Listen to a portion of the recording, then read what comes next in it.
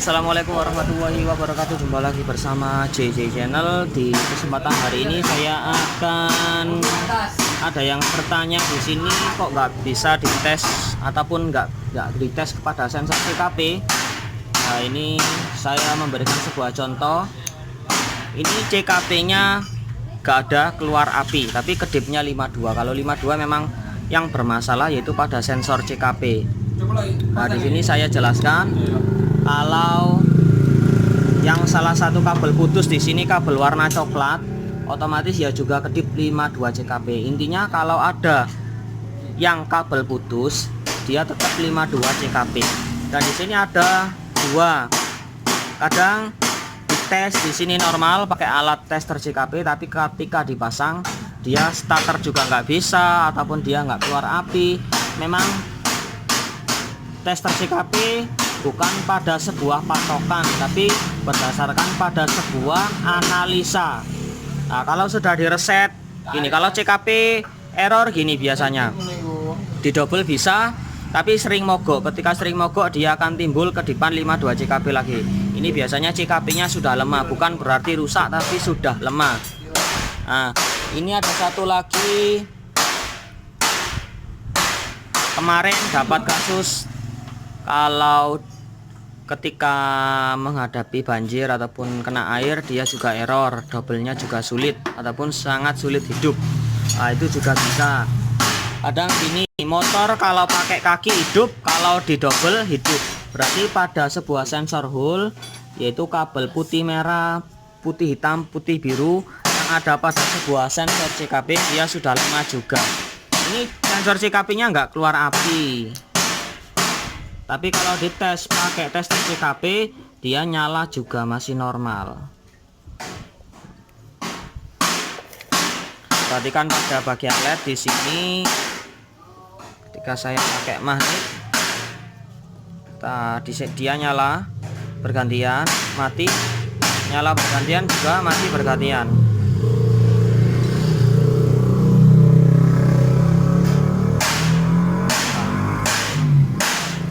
Ini sensor CKP yang rusak. Ini sensor CKP yang normal, dites juga nyala semua.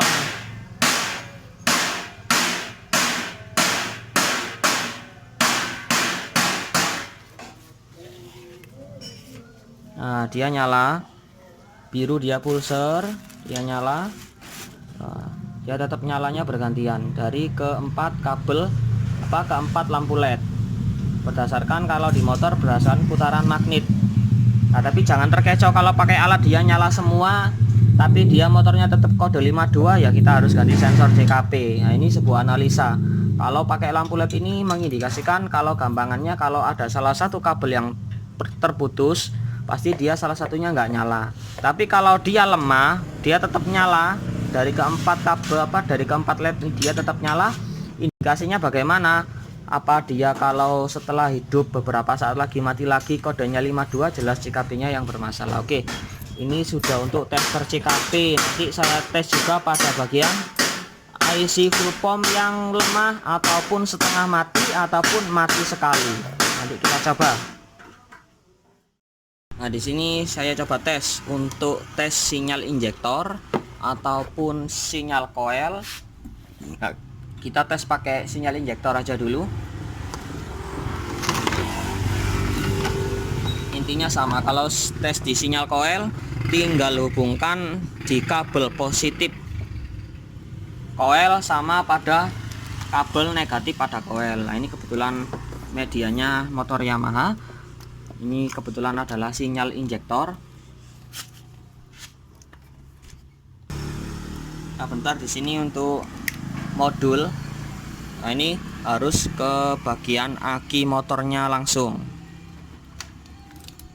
Ini kita hubungkan kepada bagian negatif aki sama positif aki.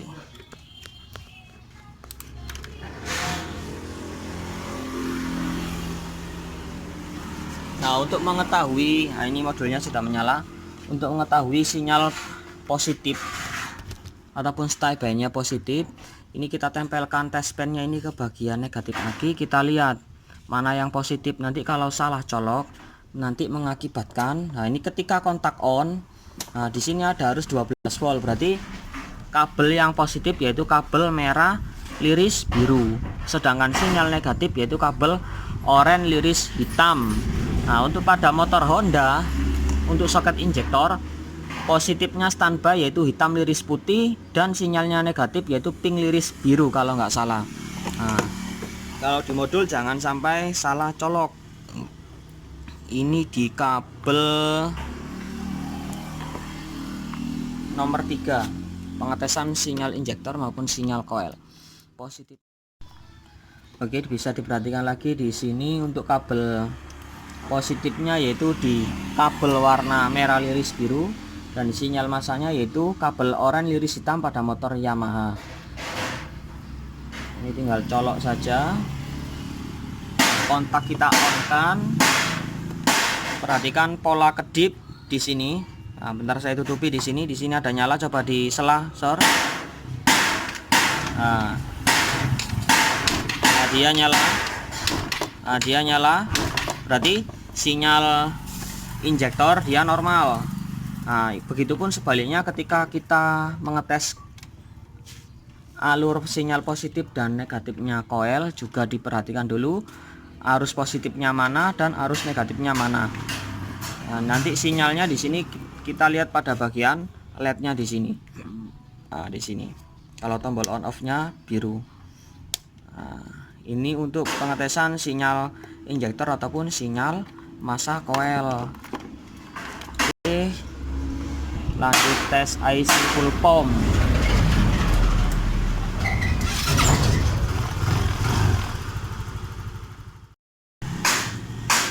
Ini ada beberapa jenis IC full pump. Ada IC full pump yang masih normal, ada IC full pump dia setengah normal tapi tidak mati, dan juga ada IC full pump yang mati ataupun sudah tidak bisa dipakai lagi. Nah, di sini saya mencoba pada IC full pump yang normal dulu. Nah, untuk mencoba IC full pump ada di nomor 5. Nah, untuk kabel di sini positifnya ada di pojok sebelah kiri, ada tanda positif. Jangan sampai salah colok. Kalau salah colok begitu diberi tegangan dia kebalik, IC tersebut maka akan tewas. Nah, di sini saja kita colokkan.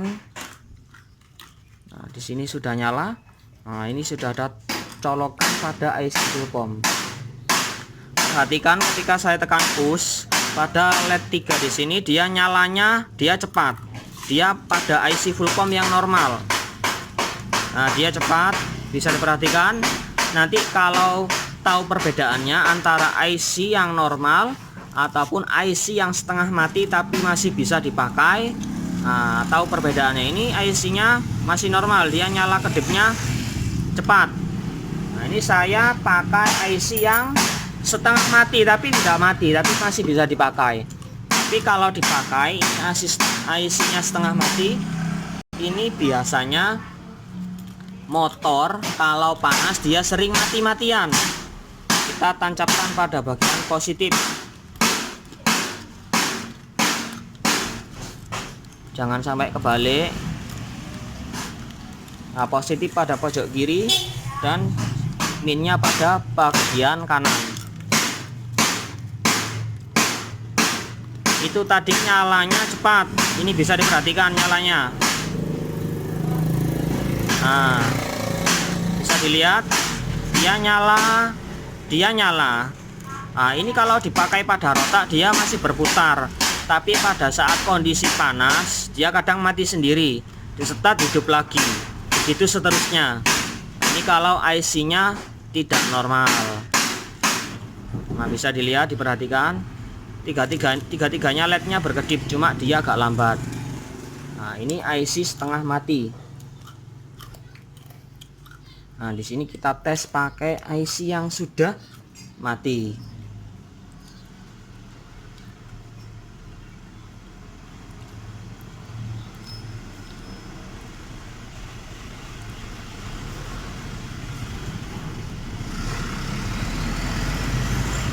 Nah, dia nyala terang tanpa ada kedipan.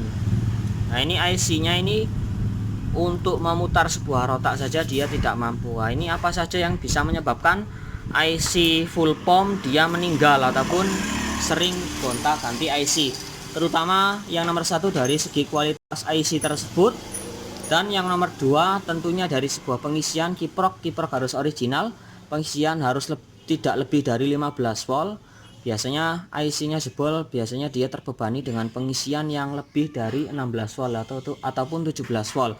Biasanya IC-nya kalau tidak mati pasti dia agak ngeblank, kayak tadi ini setengah mati.